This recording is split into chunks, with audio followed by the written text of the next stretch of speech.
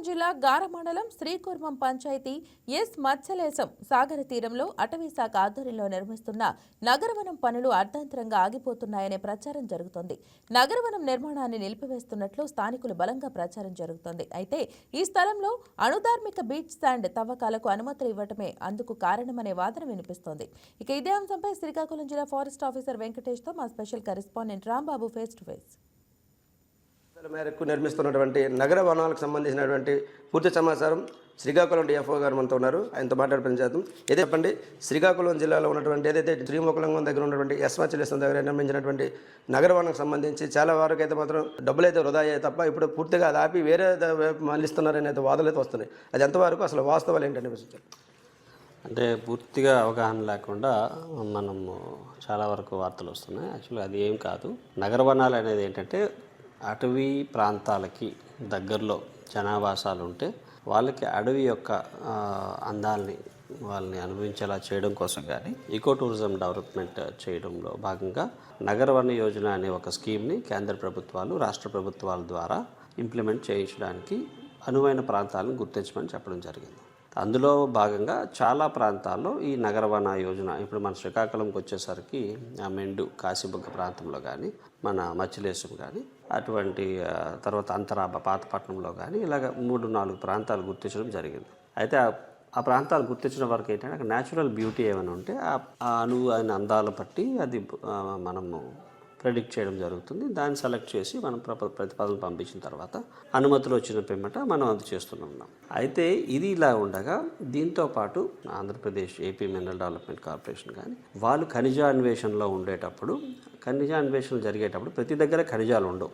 అయితే ఇది ఒక సెపరేట్ ప్రొసీజర్, అదొక సెపరేట్ ప్రొసీజర్.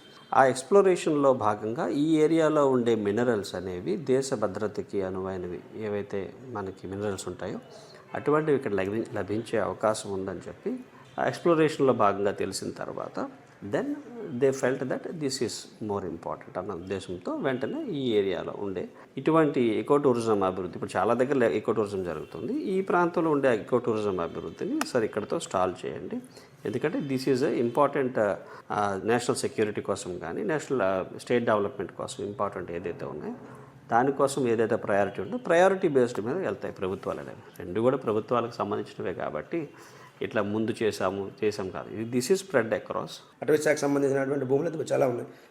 ఇప్పుడైతే ప్రత్యేకించి ఏదైతే ఎస్ మత్స్యలేశం ఉన్నటువంటి ఈ ల్యాండ్లో 40 హెక్టార్లు సుమారు బహుశా ఉండొచ్చు. అందులో కోట్లకు పైగా అంటే 1,40,00,000లకు పైగా డబ్బులు అయితే వెచ్చించి మొత్తం ఇప్పుడు ఆ డబ్బులు వృధా అంటారా, లేకపోతే స్థానికంగా ఉన్న వాదన ఏంటంటే ఇంత డబ్బులు పెట్టి ఒక టూరిజం కోసమైనా డెవలప్ చేయవలసిన ప్రాంతాన్ని ఒకసారిగా మైనింగ్ కోసం కూడా ఎంతవరకు వాస్తవం అనేది వాళ్ళు వాదన. ఇక్కడ గవర్నమెంట్స్ అనేవి ప్రభుత్వాల కోసం ప్రజల కోసం చేస్తాయి. ఏం చేసినా కూడా ప్రయారిటీస్ కూడా దాని ప్రకారంగా ఉంటాయి. ఇప్పుడు వాట్ ఈస్ మోర్ ఇంపార్టెంట్, ఇప్పుడు ఒకసారి ఒక రోడ్ వేస్తాము, ఒక రోడ్ వేసిన తర్వాత అదే ఏరియాలో ఫర్దర్ కమ్యూనికేషన్ లైన్స్ వేయాల్సిన పరిస్థితి ఉంటుంది.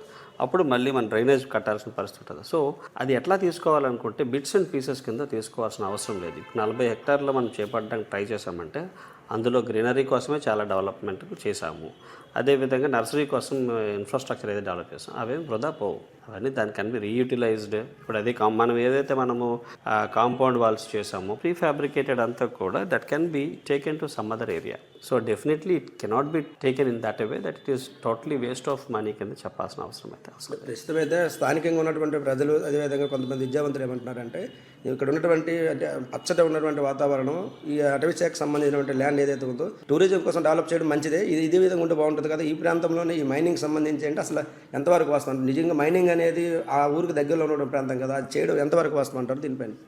అది ప్రభుత్వాలు డిసైడ్ చేస్తాయండి. అది డిపార్ట్మెంట్ పరిధిలో మేము చెప్పేది కాదు. రాష్ట్ర ప్రభుత్వాలు కానీ కేంద్ర ప్రభుత్వాలు కానీ అక్కడ ఏది ఇంపార్టెంట్, ప్రజలకు ఏది ఇంపార్టెంట్. ఇప్పుడు ఈ ప్రాంతంలో బంగారు ఖనిజాలు ఉన్నాయనుకోండి, బంగారు నిధి నిక్షేపాలు ఉన్నాయనుకోండి, దానికి అప్పుడు ఆ ఏరియాలో ఉండే మిగతా వాటిని ఫోర్గో చేస్తారు. దేశానికి ఏది ఇంపార్టెంట్ అనుకుంటే అది చేస్తారు. ఇప్పుడు పచ్చదనం అనుకుంటే పచ్చదనం ఉంటే మంచిదే, పచ్చదనం అంతేగాని ఇప్పుడు ఈ ఏరియాలోనే దొరికే కొన్ని ఖనిజాలు ఏవైతే ఉంటాయో అవి వేరే ఏరియాలో దొరకలేనప్పుడు అటువంటి ప్రాంతాల్లో దీనికి బదులు ఇంక వేరే దగ్గర పచ్చదనం చేపట్టే అవకాశం ఉంటుంది.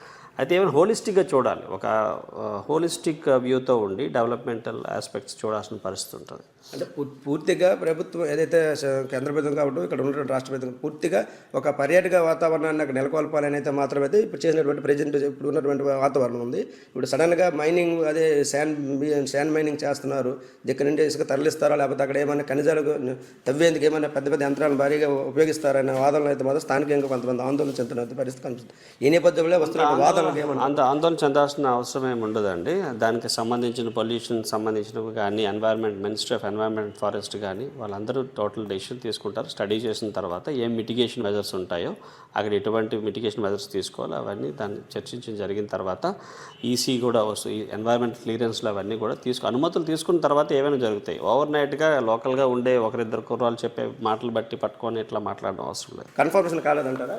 అది ఇంకా అనుమతుల కోసం అప్లై చేస్తున్నారండి. ఇప్పుడు ఫర్దర్ దాంట్లో ఎక్స్పెండిచర్ చేసేసి అనవసరం పెట్టుకునే కంటే అది ప్రపోజల్ ఏదైతే మనకి ప్రతిపాదనలన్నీ ముందుకు వచ్చాయో ఆ ప్రతిపాదన ముందుకు పంపిస్తాం. అది అయిన తర్వాత ప్రభుత్వాలు డిసైడ్ చేస్తాయి. ఏది ఏమైనప్పుడు కూడా శ్రీకాకుళం ఎస్ఎంఎస్ రేషన్లో ఉన్నటువంటి అటవీ శాఖ ప్రాంతంలో అయితే మాత్రం ప్రస్తుతానికి అయితే మాత్రం కేంద్ర ప్రభుత్వం తీసుకున్న నిర్ణయం మేరకు రాష్ట్ర ప్రభుత్వాలతో సహకారంతో అయితే మాత్రం ఏదైతే నగరవనాలు నిర్మించామో దీనితో పాటు ఏదైతే సెంట్రల్ గవర్నమెంట్ తీసుకున్నటువంటి ఏదైతే వాళ్ళకు ఉన్నటువంటి నిర్ణయాలు ఉంటాయో ఆ నిర్ణయాల మేరకు అయితే మాత్రం అక్కడ ఉన్నటువంటి ఉన్నాయని తెలుసుకుంటే వాటి ప్రభుత్వాల నిర్ణయం మేరకే వాళ్ళు చేస్తారు తప్ప ఇందులో ఎటువంటి అభ్యంతరాలు లేవు. అసలు అలాంటి డౌట్ పడొద్దని అయితే మాత్రం ఇక్కడ ఉన్నటువంటి డిఎఫ్ గారు అక్కడ ఉన్నటువంటి స్థానికంగా చెప్తున్నటువంటి పరిస్థితులు. ఏదేమైనప్పుడు కూడా ఆ వస్తువులు లేకుంటే అక్కడ ఉన్నటువంటి ప్రజలు కానీ ఎటువంటి భయాందోళన చెందవసరం లేదు. ఇప్పుడు కూడా అక్కడ మైనింగ్ అయినా కావచ్చు లేకపోతే ఇంకే ఇతర కార్యక్రమం చేసినా సరే అక్కడ ఉన్నటువంటి ప్రజలకు ఇబ్బంది లేకుండా చేసేందుకే ప్రభుత్వాలు కృషి చేస్తున్నది మాత్రం చాలా క్లియర్గా చెప్పినటువంటి పరిస్థితి కనిపిస్తుంది. వీడియో జర్నలిస్ట్ జిజెస్ రెడ్డితో Rambabu, YK news, Srikakulam. Please subscribe to YK TV Network. Please subscribe to YK TV. Please watch YK News. Don't forget to subscribe YK News channel.